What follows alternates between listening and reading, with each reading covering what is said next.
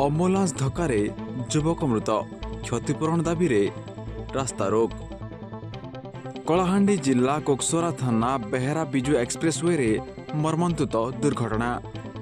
अम्बुलांस धक्कारे जड़े युवक मृत्यु होता जमापड़ी। मृत व्यक्ति जनक धर्मगढ़ ब्लॉक रावणगुड़ा ग्रामर गंडाराम गोपाल बोली जमापड़ी। सूचना अनुसार मृत व्यक्ति जनक बेहेरा ग्रामर एक होटेल रे काम करी परिवार प्रतिपोषण करुथिले।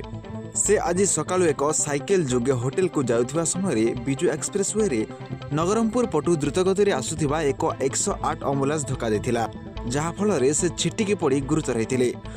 तुरंत तांकु निकटस्थ परला गोष्ठी स्वास्थ्य केन्द्र में भर्ती कराइथिले ही सेठारे डाक्टर तांकु मृत घोषणा करथिले, जहा फल लोकंक मध्यरे उत्तेजना देखाजिबा सहित दुईटी ग्राम बेहेरा और परला बिजु एक्सप्रेस रास्ता बंद करी धारणा रे थिले, जहा फल जानवाहन चलाचल ठप होइथिला।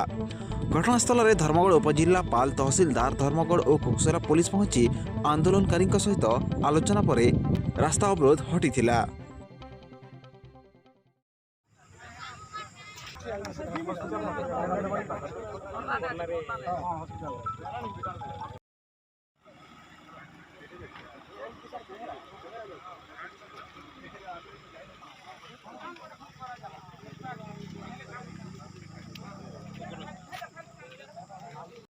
ଭଉଣୀ ଗୋଟେ ଅଛି।